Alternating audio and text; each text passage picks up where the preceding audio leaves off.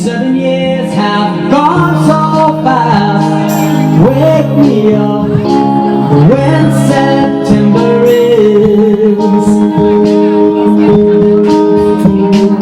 Here comes the... Hi, my name is Brad SAYRE. Listen to Pavlina's Kids Place. Hey everyone, this is Pavlina from Pavlina's Kids Place. I'm on location here at the Hidden Treasures Bar and Grill in Port Orange, Florida, and I'm here with singer and guitarist Brad SAYRE. Hello. How you doing? I'm great. How are you? I'm doing great. I was excited to see you. Oh yes, thank you. You had an awesome set. That was really great. Well, thank you. This is a great crowd, and they're a lot of fun. They're so sweet. Like they were just so supportive. Yeah, well, I have a nice little following when they come out, especially if I'm around hometown. This is great. How long have you been playing the guitar and performing? Well, playing guitar now, I hate to say, but 50 years now. I started when I was 5 years old. Wow. So my whole life. And I started professionally at 13. So a long time. Yeah, I know. That's great though. That's really good because you make it seem so easy. But growing up, kids have all kinds of obstacles. What kind of obstacles did you have and how did you overcome or deal with them? I think the biggest one for me, my family moved around a lot. Yeah. And the one thing I had going for me is I had parents that were very supportive. And the music was a way for me to make new friends and interact with the communities I'd move into, you know. So it worked out great. The obstacles were being the new kid in town. I was a little guy. You know, so that was an obstacle, but it wasn't anything, you know, I couldn't overcome. Yeah. And I pretty much always, you know, would practice, and I was always one of these kids that really did try hard to, you know, to do well, you know, so it was easy. And again, the relationship with my folks was so strong that you'd want to do good. Exactly. You know, That's how I am with my parents. We're very, very close, and they're so supportive. Like, really good. That's what it takes, you know. So, trust. Yeah. So touring, what was it like? Did you love it, hate it? Was it great? You know. Well, I went on the road in 1976, so we're talking a lot of years. So I loved it. I'm not going to say it wasn't hard. It was extremely hard at times, but I think when you're focused on something so strongly like I was, and like you are with what you do, you focus on what's important, and so you take care of yourself. And like with me, I practiced, and like you do research. That's the same thing. So I wasn't really a crazy person, you know. I was pretty much so goal oriented. But at the same time, I think again I had support from my friends and my family, and so it was pretty easy. Touring wasn't so bad. I'm not going to say there weren't obstacles. You know, I was one of these kids that went to Nashville and starved and did the whole thing. Oh my God. And signed for some pretty big deals, but it didn't mean success. And that was the hardest obstacle, was overcoming the disappointments sometimes. But nothing was earth-shattering, nothing to make me not want to do this. Yeah, definitely. That's great that you keep going with it and everything. Guitar playing is amazing, and you make it seem so simple and easy, and it's awesome. And I talked with Willie Nelson's son, Lucas Nelson, and you know he's had a lot of influences with his guitar playing. So who has influenced you with yours? I think because I started so young, it was anybody that I met that I was intrigued by. Okay. It was usually people that were local, and those were the guys that really got me going. There was a particular guitar player that we call Fireball, and this is when I was a kid, and he took the time when I was 12, 13 years old to show me some amazing little, what he called tricks. But it was shortcuts, and I played kind of odd. I didn't use a guitar pick. So my influences were usually anybody that would take the time to talk to me, that saw something in me. That's nice. Now, as far as on the big stage, I guess it was bands like Deep Purple and Queen, and you know they were known for. Brian May was in Queen, he was an amazing guitarist, and Richie Blackmore in Deep Purple. There's been so many, of course, Jimi Hendrix, Robin Trower, a lot of the guys from the 60s and 70s when I was growing up, of course, you know, influenced me. But today there's so many young guitar players I like. I know, And then there's also guys like Eric Johnson and Steve Vai, Satriani. And I get compared a lot to those guys. But I don't know if it's as much as my style as just maybe my approach. I like melodic music. And I know that I've been labeled as a metal guitar player when I was younger. But that's just because I was playing and touring with bands that were heavier.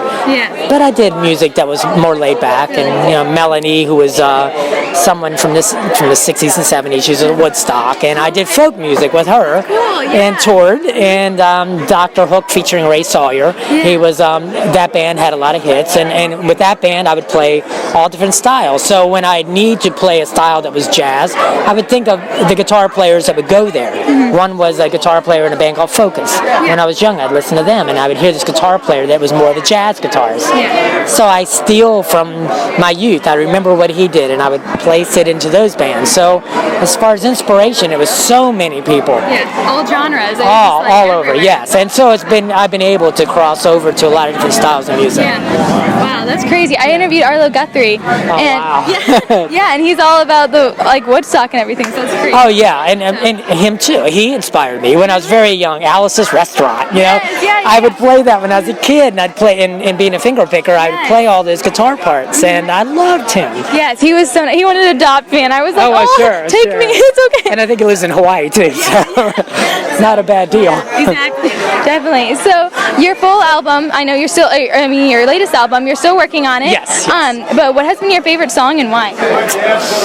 Well, all right, as far as my own material, anything, I don't have a favorite song. It's anything from the heart, which most of my music comes from there. Yeah. There is a song that I recorded in Acousticon, and it was called Anno Domini. Okay. And it was one that it was, when we were writing it, it was over my head. It was one of the things I kept cheering. But it was the story of Christ put to music. And so it had a personal connection with me. And at the same time, it was one of these songs that it would move me as far as not just the storyline behind the song, but creativity. It was really pushing my boundaries as a guitarist. And when it was all finished, it's still one of my favorite things that I've done. The whole album's that way. And my new album is a lot more vocals. And so I don't really have a favorite yet because I'm still recording. I have to live with it a while, you know, and then see. Now, some of the material I'm doing now, most everything I'm doing, I enjoy. Yeah. But to see what's going to be my favorite off my next project, I'm not sure. We're going to have to wait and see a little bit. Definitely. I know, like Neil Sedaka and a lot of other people have told me that they're like their children, so it's hard to pick a favorite, you know. It is. But there's these moments that will push you as an artist. Yeah. And those they're like some of the best things for me anyway. Sometimes it's love-hate because it's so hard to pull it out of myself to make, you know, to really what I hear in my head and what's on recording. Sometimes they're so different. Yes. So usually those are the ones I end up really falling in love with, you know, in time. What are your upcoming plans and events?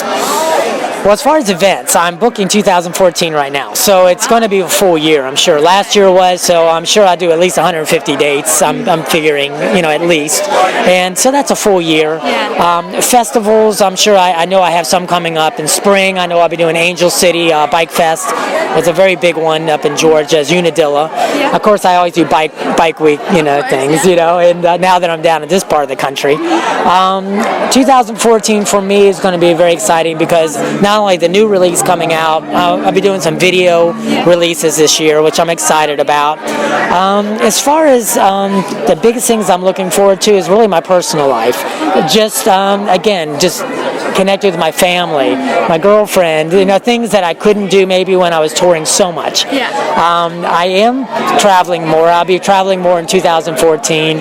I leave myself open. I do, you know, tour with national acts if they need somebody. But now my personal stuff is starting to get where I don't need it as much. Really? And so now my solo act, I imagine this year I'll be putting together my own band for the bigger festivals, and that is going probably the most exciting thing I'll be doing because working with other musicians is always exciting. Yeah, of course. And being in a position where I'm writing and playing all the parts, it's exciting to meet musicians that can push me. Yeah. Because being a musician that likes to play drums and write for drums and bass and drum, you know, for all the different keyboards, when I meet somebody that is really good, it not only makes me a better, you know, musician, but it makes me a better writer too. And so I'm excited to, you know, to get my own band together this year for the upcoming events. So it won't all just be me doing what I'm doing now, doing my own tracks. It will be the full band too. So I have the best of both worlds. Exactly. That's great. Well, thank you so much for talking. Thank you so much for taking the time. 7 years have gone so fast. Wake me up when